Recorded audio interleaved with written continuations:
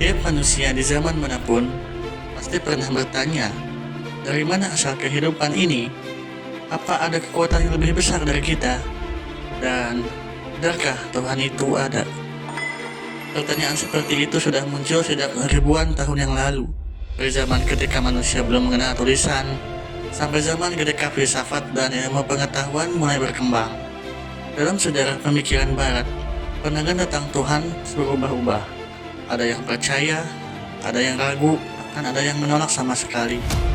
Setidaknya ada 6 pandangan besar tentang Tuhan yang berkembang, mulai dari dinamisme, animisme, deteisme, monoteisme, agnostisisme, dan ateisme.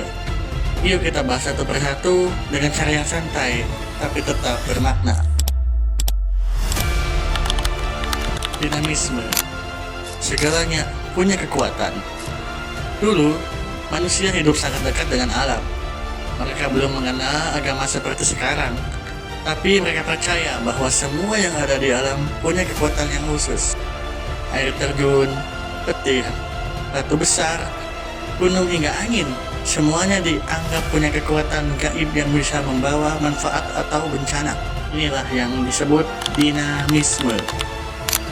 Bukan percaya pada Tuhan tertentu, tapi percaya bahwa alam punya daya dan kekuatan, semacam energi misterius yang tak kelihatan tapi bisa dirasain. Lalu muncul aliran yang bernama animisme. Alam dihuni oleh roh-roh. Kalau dinamisme bilang bahwa benda punya kekuatan, animisme justru percaya bahwa benda-benda itu dihuni oleh roh.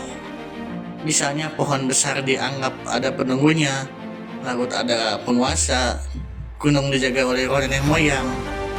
Jadi manusia harus menghormati mereka agar hidupnya tidak terganggu. Inilah awal mula manusia membuat ritual seperti menari, membakar dupa, bahkan memberikan sesajen sebagai tanda hormat pada roh-roh alam. Banyak budaya lokal yang masih mempraktikkan bentuk animisme, meskipun ya tidak selalu disebut seperti itu. Politeisme. Banyak dewa, banyak peran. Seiring waktu, cara berpikir manusia makin berkembang. Di zaman Yunani dan Romawi kuno lahirlah politeisme, yakni kepercayaan pada banyak dewa. Setiap dewa punya tugas masing-masing. Ada dewa perang, semara, dewa laut, hingga dewa langit, sampai dewa pertanian. Mereka punya nama masing-masing, wajah, bahkan cerita-cerita menarik yang diwariskan turun-temurun. Yang menarik, para filsuf yang hidup di zaman itu, seperti Plato dan Aristoteles pun mulai berpikir lebih dalam. Mereka pun mempertanyakan, apakah di balik semua dewa ini ada satu sumber utama? Dan dari situlah, benih-benih pemikiran tentang Tuhan mulai muncul dan mulai tumbuh. Monoteisme. Tuhan yang satu dan maha segalanya. Lalu muncullah monoteisme, yaitu kepercayaan pada satu Tuhan saja. Tuhan yang menciptakan segalanya, mengatur hidup manusia, dan tidak bisa disamakan dengan apapun. Monoteisme berkembang kuat dalam agama Yahudi, Kristen, dan Islam. Tapi dalam filsafat Barat, monoteisme juga dipelajari lewat cara berpikir yang rasional dan logis. Contoh saja, seorang filsuf bernama Thomas Aquinas mencoba membuktikan keberadaan Tuhan lewat akal. Ia pernah bilang bahwa segala sesuatu pasti punya sebab. Nah, sebab pertama dari semua inilah yang dinamakan Tuhan. Ada juga filsuf bernama René Descartes pun bilang, kalau aku bisa membayangkan Tuhan yang sempurna, maka Tuhan itu pasti ada. Karena manusia biasa nggak mungkin menciptakan ide seperti ini dari dirinya sendiri. Kelima, agnostisisme. Tidak tahu, belum tahu, dan tidak mau tahu. Setelah masuk era modern, muncul pandangan baru yang disebut agnostisisme. Orang agnostik tidak bilang bahwa Tuhan itu ada, tapi juga tidak bilang Tuhan itu tidak ada. Mereka memilih untuk jujur. Saya tidak tahu, dan mungkin memang tidak bisa tahu. Nah, filsuf seperti Immanuel Kant menyatakan bahwa akal manusia itu terbatas. Manusia hanya bisa memahami hal-hal yang bisa dirasakan dan dipikirkan, dan Tuhan berada di luar jangkauan itu. Bagi kaum agnostik, yang penting adalah hidup dengan baik dan mencari makna. tanpa harus yakin pada sesuatu yang belum bisa dibuktikan. Ateisme, tidak percaya Tuhan sama sekali.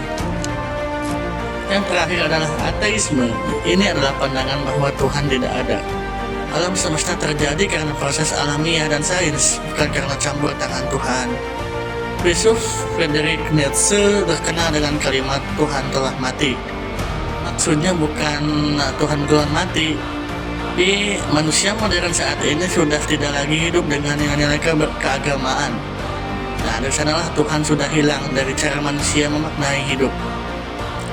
Di abad ke-20 hingga 21, pemikir seperti Richard Dawkins menegaskan bahwa semua bisa dijelaskan lewat sains, tanpa perlu membawa-bawa Tuhan.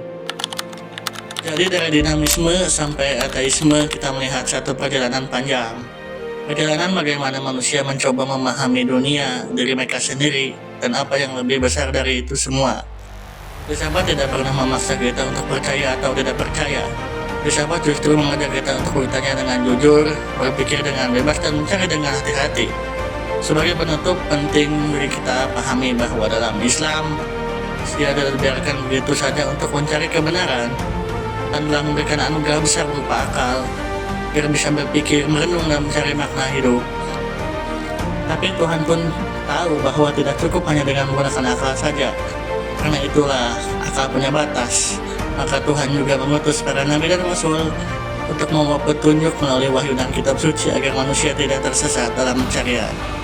Dengan akal kita belajar bertanya, dengan wahyu kita belajar menemukan jawaban, dengan hati yang terbuka kita bisa lebih dekat pada kebenaran yang sesungguhnya.